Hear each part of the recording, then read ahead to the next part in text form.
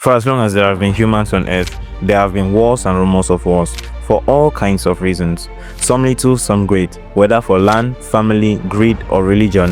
Humans always find a reason to kill each other. 1400 years ago in the Arabian desert, another reason was born. For the last 1400 years, there have been thousands of terrorist attacks, which all have one element in common.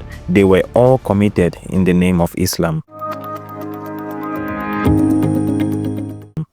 While there are extremists in other groups who are capable of committing acts of violence, it seems that the violence committed by Muslim extremists exceeds that of the other groups combined. Why do Muslims fundamentalists act in this way?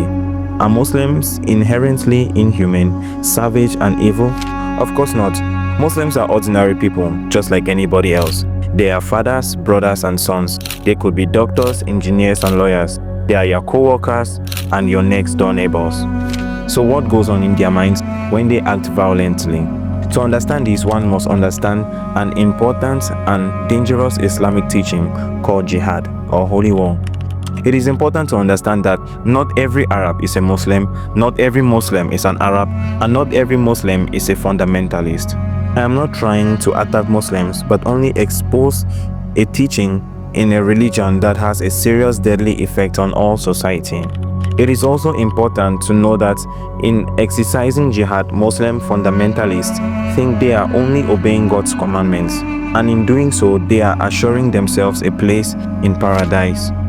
Jihad is one of the most sacred duties Muslims perform. The word jihad is an Arabic word which means struggle.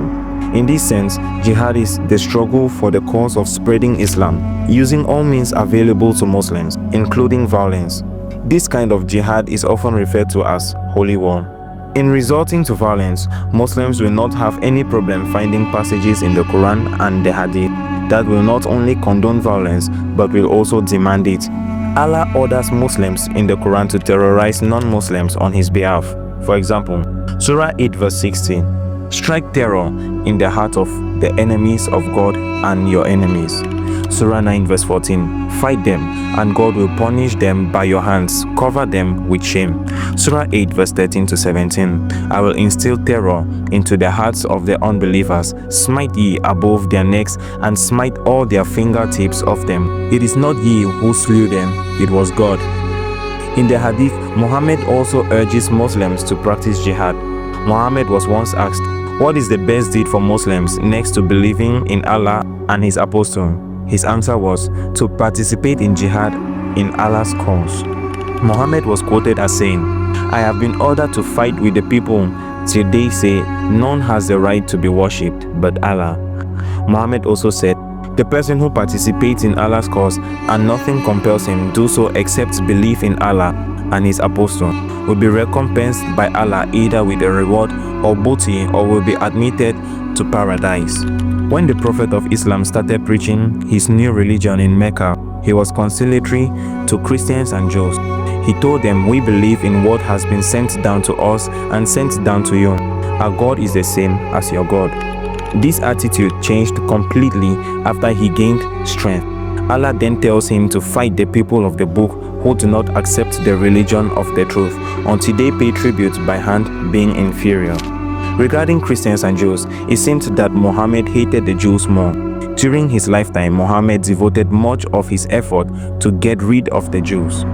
Ibn Hisham narrates, at the time they were in Medina, 3 Jewish tribes.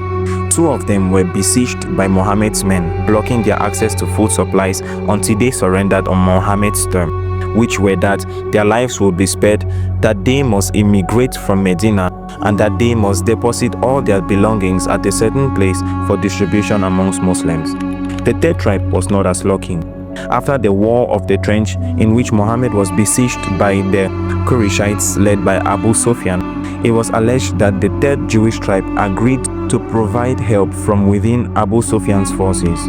Although the alleged help did not materialize and the siege eventually ended, nevertheless, Muhammad never forgave them for their willingness to help his enemies. Muslims turned against the Jewish tribe and blocked their streets for 25 days. The Jewish tribe expressed readiness to accept the surrender terms which had been conceded to the other 2, namely cessation of their belongings and departure. with a safe conduct. Mohammed, however, will not consent to this and instead appointed as an arbiter Sa'd ibn Mu'az, a man who was known to be on bad terms with the Jews. Sa'd ruled that all the Jewish men be beheaded and the women and children be sold as slaves, and that their property should be divided among the Muslims. Trenches were dug in the Bazaar of Medina for disposal of the 900 Jewish bodies whom Muhammad had spent the night slaughtering. It is with texts and teachings like this that countless atrocities all over the world are being justified. If you are a Muslim or non-Muslim watching this, I would like you to take a moment and think about this. We can end this mindless killing machine of Islam if we accept that Islam is extremely harmful and dangerous and come to the light of Jesus Christ. While Muhammad and his Allah will tell you to hate your enemies and if possible kill them, Jesus tells us to love our enemies and pray for them. Stay away from Islam. God bless.